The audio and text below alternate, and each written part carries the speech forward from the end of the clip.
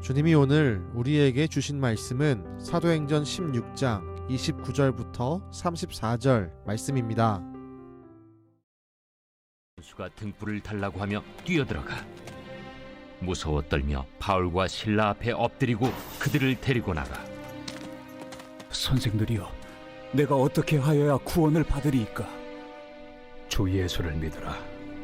그리하면 너와 내 집이 구원을 받으리라.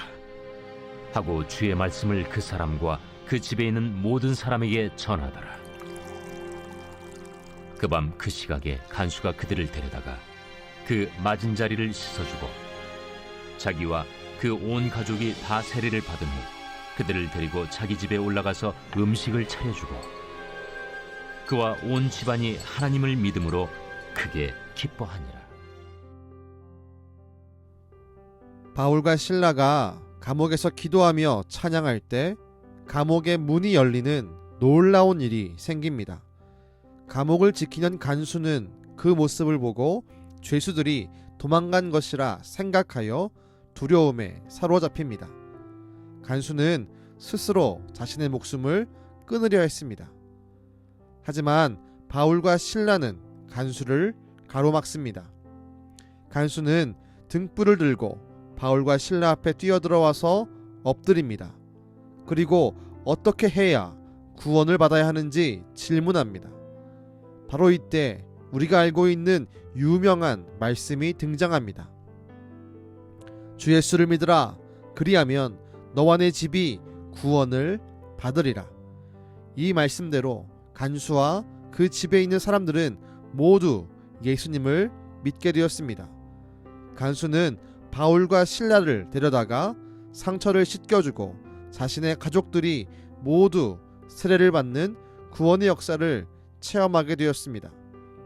하나님께서 왜 바울과 실라를 감옥에 갇히게 내버려 두셨을까요? 간수와 그 가족을 구원하기 위해서입니다. 더 나아가 오늘의 말씀, 주 예수를 믿으라. 그리하면 너와 내 집이 구원을 얻으리라 라는 위대한 말씀이 우리에게 전해지게 하기 위해서입니다. 이 말씀으로 인해 수많은 사람들이 구원을 얻는 놀라운 역사가 시대마다 일어나게 되었습니다. 우린 이와 같은 하나님의 역사를 보면서 나를 향한 하나님의 뜻을 분명히 알 수 있습니다. 하나님이 왜 나를 이런 현실 속에 두셨을까요?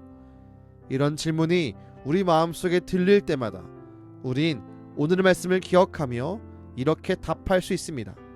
하나님은 지금의 현실에 있는 나를 통해서 영혼을 구원하며 하나님의 놀라운 역사를 드러내기를 원하십니다. 우리는 우리 현실 속에서 여러 가지 사건들을 마주칠 때, 심지어 바울과 실라처럼 고통의 시간을 맞닥뜨릴 때에도 나를 통해 주의 뜻을 이루어 가시는 하나님의 기대를 느껴야 합니다. 하나님이 우리를 통해 행하실 놀라운 일들을 기대합시다. 고통의 시간과 절망의 시간에 있을지라도 내가 느끼는 감정에 휘둘리지 말고 나를 통해 일하시는 하나님의 뜻에 붙들리시길 축복합니다. 주님께서는 반드시 우리를 통해 주의 뜻을, 구원의 역사를, 놀라운 축복의 역사를 이루어 내실 것입니다. 그 일을 위해 우리에게 지금의 현실을 경험하며 맞닥뜨리게 하신 것입니다. 기도하겠습니다.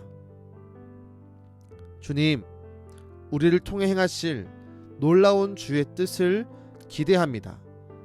때론 우리의 삶이 바울과 실라처럼 감옥에 갇힌 것 같은 어두움과 절망과 고통이 있지만 우린 실망하지 않고 주의 뜻에 붙잡혀 살아가겠습니다.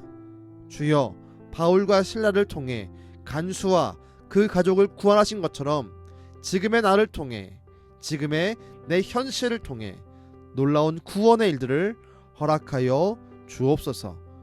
지금도 우리를 위해 놀라운 일을 행하시며 우리를 통해 역사를 이어가시는 예수님의 이름으로 기도드렸습니다.